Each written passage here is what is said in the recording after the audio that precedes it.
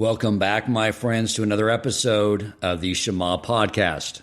Today, I want to get into education. Educating our youth, educating ourselves. You know, the overall theme of this podcast is the transformative effect of Torah on each of us. But it brings in a new question, and that is, what is the role and the balance of secular wisdom? I grew up in a secular world, where what mattered most was going to college so you could be well educated to enter the professional world and succeed in order to have a good livelihood. But I still get to this question. What is the role of secular education if Torah contains all the wisdom of the Almighty? Are there subjects that are counter to Torah that we should avoid? Are there subjects that are just a waste of time? I think about subjects I took in college, like psychology, sociology, very important subjects, but I found that Torah, God's wisdom, from the one who made us, that the wisdom in Torah in the area of psychology and sociology is a source I would want to go to for learning those subjects versus the outside world as they've scrambled to test and come up with ideas and theories, prove those theories wrong. And even if they have gotten to the conclusion that is accurate, that's in sync with Torah, why start with them when we can just get that wisdom directly from Torah? It's a good question, and it's one I wanted an answer to. So I asked one of our leading educators, one of the pillars of this community, Rabbi Nagel, to come on. He's going to clarify all this for all of us. Welcome to the Shema podcast, the podcast for the perplexed, where Torah insights, intertwined through personal stories, as well as interviews with leading Torah scholars, demonstrate the empowering qualities of Torah and mitzvot. For more great Torah learning through Torch, the Torah Outreach Center of Houston, go to torchweb.org.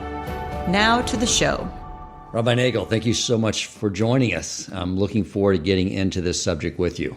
It is truly an honor. Again, I enjoyed so much and actually passed along the last podcast to my family members, and they actually enjoyed it very much. So, excellent. It's an honor. Okay, so tell us about the subject. You know, I framed it, the balance. Is there a balance? Is the balance differ per individual? Is there subjects that are prohibitive to learn because for either A, there's a waste of time. Like we used to make a joke in college, like to boost up your GPA, you would take something like underwater basket weaving and just some of the nonsense you would see on the curriculum, right? It's a waste of time, or it's philosophy that's very counter to Torah and could create problems for a Jew. How do we navigate that? And then the other thing I was asking about was, if someone says, yes, I want to be a doctor, how do you navigate the college world these days? Because you see what's happening on campuses, and it's so anti-Torah that I'd be horrified to send my daughter off to an environment like that. So let's begin. Tell us what we need to know. Okay, so let's try and give a little framework. Okay, there's a few sources, and I guess the best place to start is at the sources. And from the sources, that's where the different opinions, and like I mentioned in our pre-discussion here, that you're going to speak to 5 rabbis, you'll get 10 opinions on this topic, because every rabbi has a bit of a different nuance, and depending on where the rabbi sits in the gamut of orthodoxy, even within orthodoxy, there's very different sides on that. Many people will shy away from anything in that area at all, and there are many rabbis that would feel that to some degree it is appropriate, and then there's rabbis who just welcome it with open arms. And therefore, really, what we need to do is start from the source material, and from there, you see where the ideas develop, different avenues develop. Let's talk about what is prohibited. There's a fascinating account in the Talmud, and I'll give you a little bit of background. The Talmud discusses about how the walls ended up being breached, the walls of Jerusalem. And this is very interesting. It was internal battle amongst the Hashmonai kings, who should be the king. And, the Jews, when they fight against each other, it's a different level of dirty. Okay? It's unfortunate, but it was really bad. And there was one king on the outside, one on the inside. But they both were, serving and they made a wall around. They didn't let anything get passed in to the city. Now, of course, they had karbanos that need to be brought. So what was the system? It was a bribery system. The people inside had a lot of money, and they would send over a bucket full of money, and in exchange, they got the requisite animals that they needed for the karban. And there was one elderly gentleman there who was well-versed in the wisdom of the Greeks, Chachmas Yavanis. And he basically said, as long as you're passing through those animals that they're still able to bring their karbanos, you'll never win the battle. The only way to win is by not accepting the bribery and just don't send in animals. And what happened is that they took the money, and in exchange, they put a pig in the basket to be hauled back in, and the pig stuck its hoofs into the wall, and it made such a loud sound that was just resounding. And it was at that time that the rabbis decreed that anybody who teaches, how terrible it is to teach any of our children Chachmas Yavanis.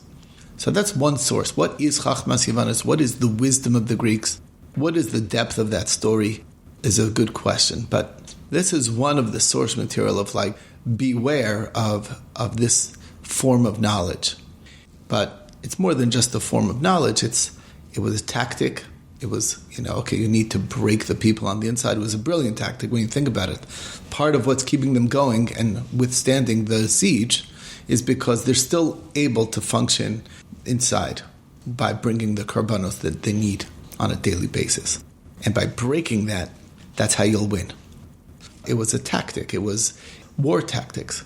But the blame fell on this idea of Chachmas Yavanis.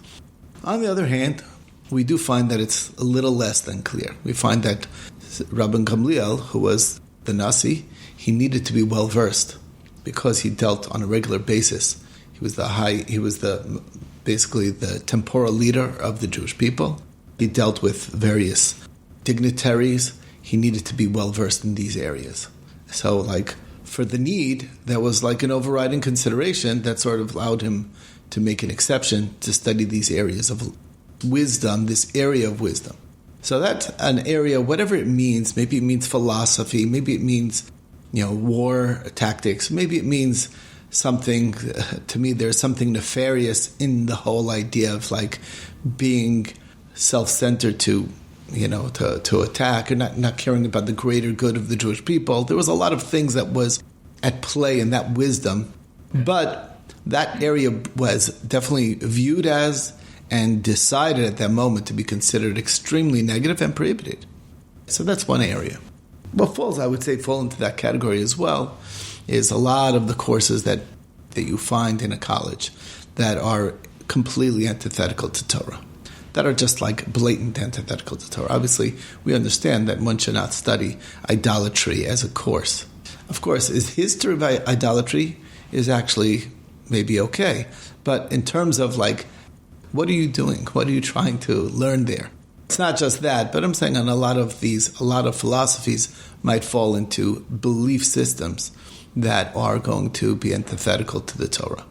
So that's another area. Okay. So when I was in high school, I know we learned Greek mythology, which at one point was the idols of the Greeks. I don't know why they were teaching it to us, maybe just from the historical narrative of it. But would that be considered prohibitive? I'm not going to issue any kind of ruling of here. I'm just telling you. I'll tell you my own viewpoint that that's not really what's being referred to. Okay? Greek mythology is just that. It's stories, it's legends. There may be some positive lessons, maybe not positive lessons.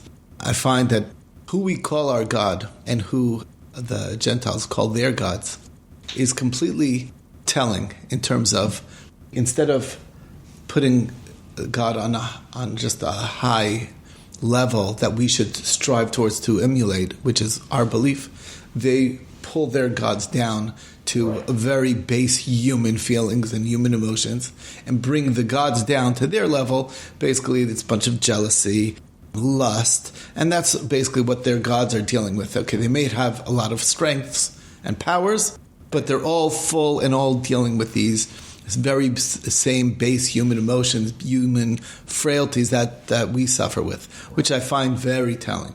Now, I don't know, is that Chachmas Yavanis, the Greek mythology? It depends how it's being studied, I would say. If you're just learning to know what it is, a historical thing, so it's learning history, that's maybe different than trying to actually delve into it and trying to develop a real deeper understanding of that wisdom and what it's a different thing. So I honestly, I really not sure that that's at all what's being referred to here, but to me, it's just like cute stories at the level that's in high school. It's just cute stories, and nobody really gives it too much of a big deal. And sometimes you have to realize, and this is another thought, you have to be really careful in prohibiting things, because sometimes just by prohibiting it, you kind of sort of create an interest. Ooh, I can't learn that. That's exactly what I want to study. So I think they might prohibit the Torah. That's what it was in history. And then it's like, well, if they're prohibiting it, must be there's something to it. You know what I'm saying? That gave our drive to want to learn Torah even higher. So it's fascinating how things are the opposite. This is, I would say, probably the broad camp of Orthodox Jewry will put the general category of secular knowledge for the sake of being gainfully employed, to have a skill that's clean and easy. So, and that's, a degree in accounting, for instance. So, there is nothing really questionable about the material. It's just a way of, keeping books. Again, obviously, if you're learning how to cheat a system, that might be more of an issue. But I'm talking about in simple, just understanding some of these basic principles that are just, there's a knowledge there that's there for the sake of getting a skill, that you could get a job, that you could be gainfully employed, and that most people would not really have a problem with that area of knowledge being pursued and studied. It's when you start crossing into questionable areas, maybe like the philosophy classes, and then there's other areas. I mean, I remember my sister was, thought that she was in college, she would take an art class. I figured, okay, it'll be nice. And the next thing you knew, that there was a naked woman who you had to do a portrait of. And that's standard in colleges. That's certainly not appropriate for a yeshiva bacher to be studying, obviously, for obvious reasons. Yeah. And that's something that the colleges have there really is a goal to some degree of trying to, quote unquote, normalize the people and what their level of, it's not, and again, it might change in a very Christian college. It may, in a way, may be a lot better in terms of that area, except the fact that in theology, they push a certain theology, and they want you to actually understand Christian theology, which is itself, it could be a lot of problems. So the point being is, what I'm driving at is that there's definitely courses that you're going to find that are quite difficult to navigate. That's just the course material.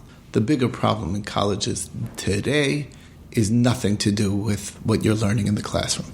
It's the lifestyle of the college. Yes. And anybody who's been to, I haven't been to college, but anybody who's been to, especially these destination colleges, not a commuter college, but the ones that you're actually expected to live on campus, it's not just learning Greek philosophy, it's sort of living the hedonistic lifestyle. That's what it's all about. And somehow they're supposed to be learning while they're getting drunk every night, partying, complete promiscuity. There is no prohibited thing that's being that's not being touted as and driven, and everyone's fighting. All the different groups are trying to say that we have the wildest parties. Come to our join our fraternity. And that's what it's all about. And it's I can't believe, why, where did that have to do with, getting educated? I mean, seriously, that's the place of knowledge. This is what knowledge is all about. This is just satisfying desires. It's all it is. And that's the bigger problem. And, and that's something that is, in my mind, that has nothing to do with the question of secular knowledge. That has to do with living a secular lifestyle. Yeah, no, look, I went to college. I spent my first 2 years at University of Texas before transferring to University of Houston when I was working at Lehman Brothers. And I know there is today a ranking system on the best partying schools. And a lot of my friends chose their college based off that metric. I know that was my focus my first 2 years, which is why I realized I needed to work during the day and go to school at night and get away from that whole party scene, because that's all it was. It was the thoughts of my daughter. There was no way I would send her into such an environment. And that's really, I'm sure, there was a huge difference between University of Texas and University of Houston. University of Houston is a commuter college. Nobody's dorming. I'm sure there might have been some, but it's a very, very different environment. This is obviously a very strong consideration, but it's not really cutting to the core question if you're asking about the secular knowledge. So again, so one thing we saw so far is the Chachmas Yavanis is definitely a no-no, whatever that means, and that's what you're going to find. What does that mean? And you'll find differing rabbis have differing understandings of what's being referred to there. Now, let's talk about just pure wisdom. Let's say the maths or, geometry, science, medicine. What about that? So the Talmud discusses these areas as well. And it talks more in the realm of learning a trade, learning omnus. Okay, and there's a big discussion, and it's very important to learn a skill. And the rabbis also have a dispute on that. What's the right way to go? In other words, we find this a major dispute between Rabbi Gamliel, who says, Yafa Talmud Torah im derech eretz. That Talmud Torah is good when it's coupled with derech eretz, which is the way of the land, which is taken to mean, in this context, is taken to mean dealing with the world. Dealing with the world, the knowledge of the world, and developing, gaining knowledge of a skill that you'll be able to be gainfully employed. And he said, for the toil in both of them, it makes you forget about sin. You're doing a dual curriculum. You're having a Torah curriculum as well as a secular curriculum. There's just not enough time in the day to start partying. That's really the idea. And that's what it's saying. And that's the idea. The combination of having both of them is, for by and large, the point. Okay, and that's Rabbi Gamliel's take. Rabbi Shimon Bar Yochai disagrees vehemently. He says, no, only Torah. Only Torah. Because if you're going to be busy with the world, it will take you away from Torah. You're going to be, he says, like Torah, his line was, Torah mate'ela. What's going to be with Torah? You're going to start studying, you're working the field, you're plowing when you're plowing season, you're harvesting in harvest season. By the time you're done, you have no strength for Torah. And that's a big problem. And that's what he says. And like all these things of working the land, that's like in a way not the ideal. That's not good. The ideal is that you should just focus on your Torah, and that's a story. Now, that being said, Talmud came out with the conclusion and said, Harbe asu ke Reb Shimon Bar Yochai v'lo also bi'adam. There are many who tempted to try Reb Shimon Bar Yochai's route of just Torah, nothing else, no other area of knowledge, no other area of focus, but it just didn't work out. Okay, not everybody is cut out for that, and all the rabbis agree that it's for the select few, really. I mean, not all of the rabbis, but most of the rabbis feel as long as you're not doing what's really prohibited, it's not for everybody. And the question is, who is it for? Is it for the greatest minds, the people who are the brightest, our best and brightest? Or is it for the people? I mean, that's an interesting question. And my take is that it's where there's the biggest will to want to, like if to me, that's the biggest judge of success in a person. It's not the person with the best brains who have just natural gifts, photographic memory. They understand everything. They understand immediately, and it comes easy to them. That's not the one who's going to make it in Torah, really. The one that's going to make it is the one who has such a strong yearning in the area of Torah. That's somebody who's going to get somewhere, in my opinion. That's how I see it. So for him, let him pursue his area of Torah, and that would be, the world would try and support that. After all, that's what we should, as a collective. In Europe, there were communities they were so poor they had no money, and they couldn't afford to send their boys to yeshiva. But they had in the younger grades, and the ones who had the most promise, everybody in the community would collect their pennies to send them off from the town to study by the great rabbis. And he was the source of promise for our community. He's going to bring pride and joy to our community.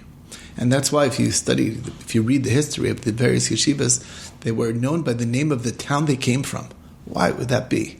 Because the town had a hand in sending him off to yeshiva to help sponsor him, to help pay for his because they didn't have the money for it. They couldn't afford to send all of them to yeshiva. Right. So the ones with the most promise, so they were like, and when they would come home, this is Rabbi Greenblatt, who, I don't know if you met him, but who recently just passed away. He shared with me a story that in Lithuania, when the boy came home for, let's say, Passover break, so they made a huge party. Everyone dressed up in their Shabbos clothes. The entire town would come out, and they would carry this boy in as the pride and joy of their community, who was the one with the most promise, and welcome him back to town. Wow! Can you imagine that drive? So all the kids, I don't know if you can realize what kind of drive that created in the students to want to achieve that kind of appreciation. And that was the way the system was all the years of Europe before the World War I, which really tore apart Europe completely, and everything fell apart, to some degree. But that was the system, and that was what it was like. So, as far as gaining basic knowledge to earn parnasa, that was the reality of life for most people. We live in a completely different world now. And I think part of the question that you have to sort of think about is like, it's just so different, and how does this apply nowadays? So many ways of making a parnasa nowadays that didn't exist in the past. In the past, the person who got a degree, he would have a job, and the world that we live in, it's very different. I Yes. can't explain it. It's completely different. And therefore, I think a lot of these things that we took for granted need to be reapproached and thought about and say, well, I understand we need parnasa, we need a way that my son should be educated to be able to find the means to make a living. But it's just different. And, you got to sort of recognize the strengths of the child, recognize the will, where the will lies. And these are the things you got to take into account. Okay. So one of the things seems like Torah sort of favors in the area of livelihood is one that does not require a lot of intellectual engagement, more physical, so that the mind can be engaged in Torah while they're attaining their livelihood, like farming, for instance. The patriarchs were shepherds. That's an interesting thing. When you look at the Gemara, there's a tractate of Kiddushin, which talks about the mitzvahs that a father has for his child. One of them is to educate his child to have a skill. And it goes through, at the end of the Masechta, talks about the various jobs that are good or bad. Not a fan of doctors. It says, Tov shebirofim legedim, the best of the doctors should go to hell, basically, or belong in hell. That's very strong. But you're like, why not? Well, you're like, it's like only the good doctors. The bad doctors are fine. It's the good doctors, they know too much, or they think they know everything. There's varying opinions of how to understand that. And obviously, everybody's an exception. But the Talmud is also not a fan of shepherds, by and large, because most shepherds were very tempted to allow their flocks to graze on other people's property. There was theft that was involved. Okay. And it was a big issue. It was a very big issue all the way back in the Bible. In the Torah, we find the dispute between Lot's shepherds and Avram's shepherds. Right. Whether to muzzle their animals. This is, it's an ancient question. Yeah.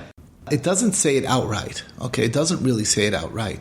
That it should be, they give examples of the skill, like examples of a skill is like fine needlework, like a tailor or something like that, was something that it's a skill that's clean and easy, not something that's too strenuous, not something that's going to knock you out too much.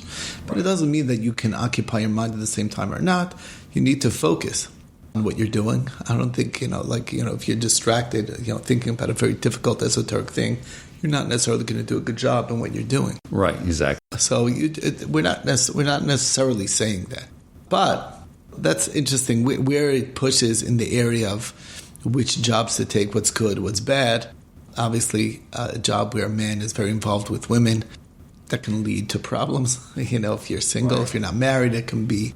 Talks about somebody who's like a dressmaker, a man who's a dressmaker or something like that. So he's very much involved in, like in an area where it's not necessarily going to be modest with the women that he's dealing with. Right. And that's an issue.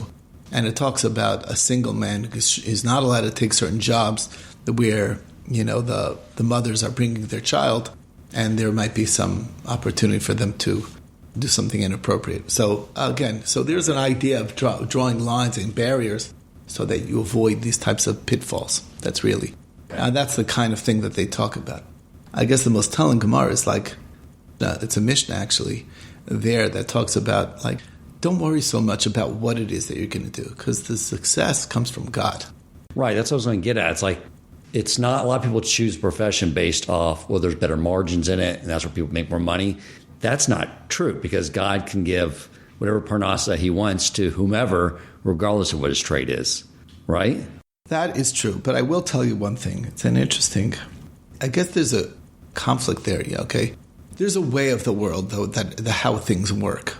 It's not, don't expect that if you're an Uber driver, you're going to be making more money than a doctor, okay? You know what I'm saying? Right, yes, you're and right. And I say, it's all from God, so why do I have to go through 8 years and 10 years of schooling, whatever, and residency and everything? Right. I'm just going to do the easy job of whatever, just something that I don't need any training for, and that's how I'm going to make my money. It's going to be, what I'm saying?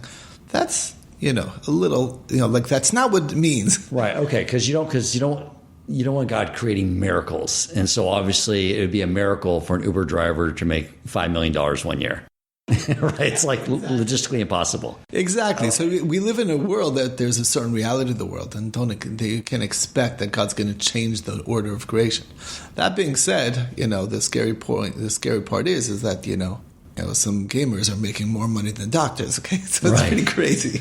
Right, exactly. So that's I can't imagine a more useless job than being a gamer, okay? But not anything against anybody who does that for a living, but I'm just saying. Right, yeah. It's what are you doing with your life? And to me, that's to me the core question. It's a person needs to feel that he was put in this world for a purpose. And it's not just so that you make ends meet at the end of the month. You have certain natural talents that God wants you to bring out. And that's part of what you need to look for in what profession you choose, something that's going to deal with, connect to who you are as a person. Right. And that's the kind of area you want to go, you're going to want to look towards. To bring honor of heaven to this world. You know what I'm saying? If you feel like a natural inclination to the area of, social work or something like that, and that you can, it's a job and you could help people in there, and you have a talent in that area, so that's a great thing. And I would certainly consider that appropriate. You know what I'm saying? If but some people, it's hard to find what their talents are in. Right. Happens. It's I'm very mediocre at everything. So what do I do now? There is then, of course, another side that I think really needs to be discussed. Let's do it. This is very important. And I think we mentioned this last time, talking about Torah in general, and how the more you learn Torah, the broader knowledge you will get in all areas of knowledge. It is unbelievable how much information about how the world works, about human insight into human nature. The entire work of rabbinic law is a study in the understanding of human nature, because that's how they make their decrees, because they know human nature. There was such a strong sense of human nature, they were able to recognize where our frailties lie. All these areas, the more we study the Torah, you will have a huge bank of knowledge of so many areas of expertise. My study partner's father, he was taken to the camps in Europe, okay? And over there, if you need to have a skill set in order to survive. And he was just a yeshiva student. That's all he was. And what skills did he have? But he was very learned. And there's one tractate called Eruvin. Eruvin talks about putting a little that rope around the town. And there's a lot of areas where we talk about, when you have a different topography, how you measure the distance. So he actually studied that very well when he learned the Gemara. Right. And he told them that I'm a surveyor. Yes. And they said, oh, you're a surveyor? Oh, we need a surveyor. That's a very important skill. Right. And he really was able to do it because when he studied it to actually bring it to the level of real, that he's able to actually see how it works practically. Yes. And he was able to actually save his life by his knowledge of Torah, which converted to a skill, a knowledge that was valued by the secular world. So it's an amazing idea. That's amazing. Point being is that that's only one area of Torah. Yes. But if you think of all the areas of Torah, it touches on, Hilchos Shabbos touch on so many basic things of how to, like if I ask you, well, how do you weave? And you're like, I have no idea how they weave. How do you get, that's a very good question. How they do in and out like the whole time? So it's like, no, there's a weaving machine. But anybody who studied the Talmud will tell you, of course, it's a basic principle, and they know exactly how it's working because all of these things are part of the process. So, wow. So many areas of Torah are actually realia of the way the world works, and knowledge in so many areas of like basic things that you could go through college, you have no clue about 90% of this stuff. Right. But yeah, that's the way the world works. And to this day, it's the same principles. Winemaking is discussed in the Talmud. So many different areas of, forget about, like I said, the area of human nature is overarching in all the areas. But actual building, construction, all these things are discussed in detail in the Talmud. So it's an amazing thing. Like people say, well, how much do I deal with the secular world? Well, don't think that it's only out there. Right. You're only good when the more you study out there, the more you realize that, oh my goodness, it's right here in front of me in the Talmud as well. Right. Well, I even, from my own experience, I started a practice management arm that's built on behavioral finance, which is the study of how human emotion impacts investing decisions. And I probably shouldn't say this online, but where the majority of the content I created came from was from learning Torah. Because the entire principle of Torah is to create decision architecture by learning Torah and then using that to guide the emotions around those decisions. Train the emotions, exactly. And so my colleagues were saying, like, this is great. You're coming up with all this stuff. This is great. And I would lie, and I would just name off a bunch of behavioral finance books. And they were like, this is great. You're leading the program. And so for all my listeners, don't tell anyone. That's where the majority of my contact. If you're friends with me on LinkedIn, and you're familiar with the Behavioral Investing Institute, let's keep that between us. So anyway, but yes, it's very true. But I think it's almost like though if someone wants to go into a profession, right, they're not going to get the attention of future employers by saying, well, I've been studying Torah for 10 years now, and I want to work at your hedge fund.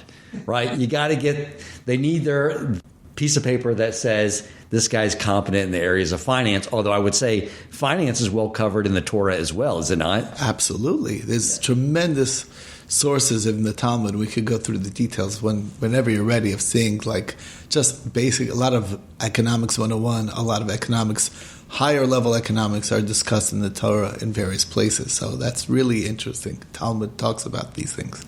Okay. So there's really nothing Torah's lacking. I mentioned in the intro, like psychology, sociology. But what does someone do? You have a child, they want to go to college, they want to get the education to pursue a certain profession.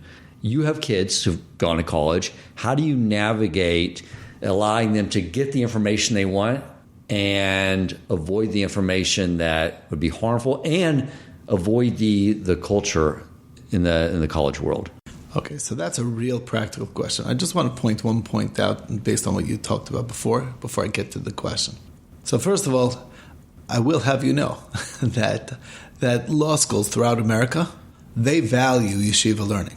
They're very well aware that if you studied in yeshiva and you have a yeshiva degree, which really is nothing but, if they call it Talmudic law, a bachelor's in Talmudic law, they will accept that plus your LSATs grade and get into some of the best colleges, law schools in the world. Okay? Right. And that's because they're aware that if you study Talmud, you are a lawyer already. Okay? You get it. You understand how to outthink the other side. You see everything from multiple sides at the same time. Yes. And you can see the balance between the two. You're there. Okay. And therefore, it's just a matter of, well, does he have the English language skills or other things to be able to communicate in a secular world? Right. Which is a separate discussion. And they don't necessarily have that in yeshiva. But in terms of the acumen necessary to be a lawyer, they're head and shoulders above anything that they were training in the secular colleges. Yes. So that is something that, at least in that area, the secular world is aware that that's going to work.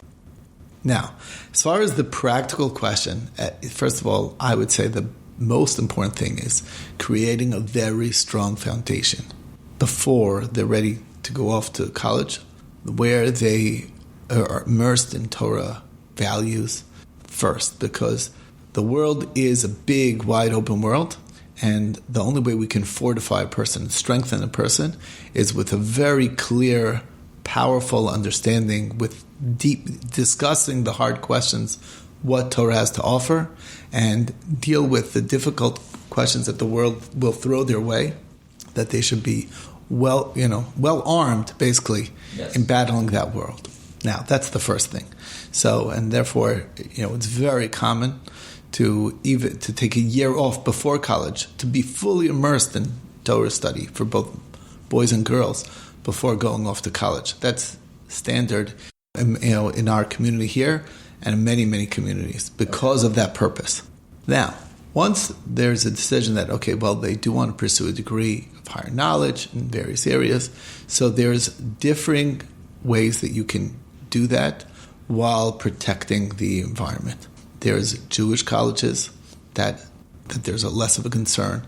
There's online courses, which is not ideal for certain things, but many things can be gained without being exposed to difficult circumstances. Right. All of those are factors. Again, like you said, going to college at night and going usually splitting the day. For boys, they would be studying daytime and nighttime, and then going to college at night. So they have that anchor of the Torah that keeps them before so that right, they have what to go back to. And all those things are ways that we deal with this issue. Okay. For girls, it's a little different because they don't really go to yeshiva anymore. But there's a big value if they're able to be home. That's very, that they're still maintaining their home environment.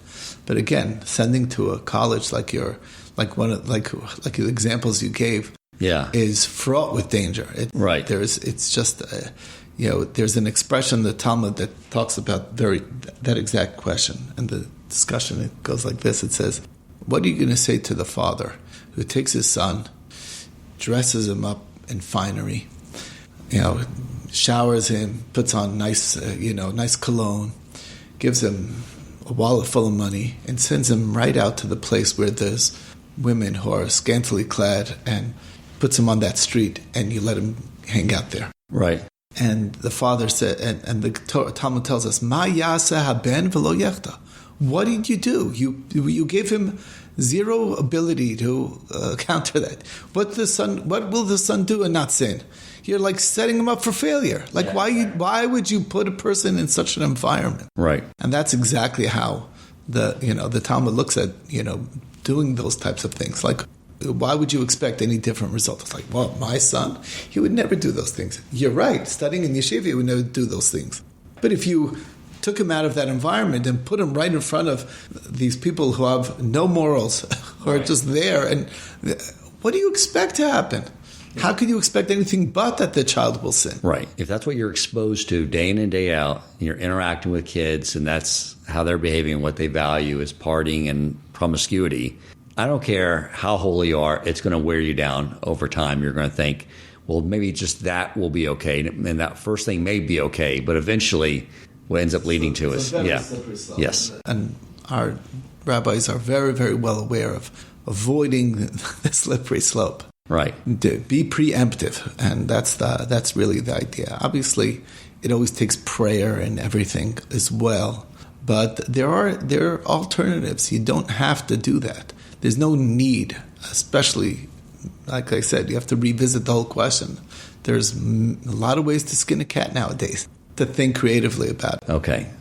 You're saying there are options for people to go to school where there's Jewish communities? Much more Jewish environment where some of my daughters went to different places, but there are, depending on the level of religiosity, there are schools that are very fine schools, may not be the best, the big names, right? But you get an education and you're with an environment of other religious girls. So of course it's going to be a lot more positive. It's not co-ed, not even co-ed classes, and that's it's going to be a big difference. You have a daughter that has graduated at this point, right, from college? I have one daughter that graduated law school. Okay. I have another daughter that graduated with a degree in electrical engineering. Okay. City College. Okay. Another daughter that has a degree in computers. Okay. But she went to Torah, which is a Jewish school for girls. And that's a Jewish religious girls' school. Okay. That's where she graduated from. And my other daughter is currently in Queens College, Queens College is, again, a lot of religious girls are there. Okay. But that makes a big difference too. Okay. You have your chevra, so to speak, your friends, your group of friends, and that makes a big difference. So at those schools, you don't run into problems where there's curriculum, they have the different options, electives, and things you need to take in order to get that degree, where some of those subject materials are not appropriate. I guess that you don't have to worry about it when you go to schools like that. Some of them you might, and my daughters would talk to me about whether it's okay to take this course or that course. And usually if you want, there's an alternative. Okay. Like you can, and a lot of times they recognize their credits from the year in Israel for certain parts of those to cover for some of those prerequisites that are of questionable nature. Right. Philosophy or something like that. Well, yeah. I took Jewish philosophy in the seminary. Can you recognize that as, taking that basic, right. What I'm saying? So that's how it works these days. Okay. It seems to me, too, that the whole purpose of exile is for Jews to influence the world around us, not let them influence us, to integrate without assimilating. And why I think that it's tricky, but equipping ourselves to, well, let me just ask you, is that a correct thesis that's part of being in exile is not to seclude ourselves from the rest of the world? We're supposed to be influencing it to some degree, correct? Right, but there's a very important lesson, and that's okay. Like you say, it's tricky. Yeah, which is a very good word for this to describe the issue. The idea is that barriers still need to be maintained. Yes, and those barriers need to be maintained to make sure that you're not the one being influenced. Right, and you'd be foolish to think that you're not going to be influenced. You're only influencing others. Right. It doesn't work that way. Yes. So maintaining those strict barriers, those lines that you don't cross, is crucial to maintaining that. And your ability to influence is not when you go out and party with your and say, well, I'm not having my fifth drink, only 4. That's not right. That's not how it works. Okay. Because once you have your 4th drink. Right, that's a very good point. You're not in a position to be like that. Yes, but when they see it's like I don't put myself in situations where I might be subject to these issues. That makes a huge difference. So I'm happy to go for a coffee, but I'm not going to the bar right now with you. Right. And you know what? That'll go a long way, and they'll recognize who you are and what you stand for, and you're very well aware of your weakness, and you put boundaries for yourself. Right. And that's the way you're influencing others. Yes. By not allowing yourself to fully integrate. That's the idea. That's point. To me where you do it in a way that's healthy for you and still being able to influence others in a positive way. It makes me think of a story which will probably reinforce what you just said. Many years ago, I had someone that was always calling me up and complaining about stuff, and he wasn't even doing business with us. And I finally asked him what the issue was, and he said, well, you stopped coming to my conference. And he's like, you don't value doing business with my company. You don't show up anymore. And I explained, well, it's over the weekend, and I started keeping Shabbos. And even if you offered me millions of dollars to come there, I can't go. I would not go. He immediately flipped around to where he became my best friend. And he called me like a month later and told me how he shared that at his Sunday barbecue that he has with his friends at church. And he said, these Jewish guys get it. It's more important to them than all the money in the world. He constantly called me up and said, I share everyone with him that story, Dan. Totally respect you.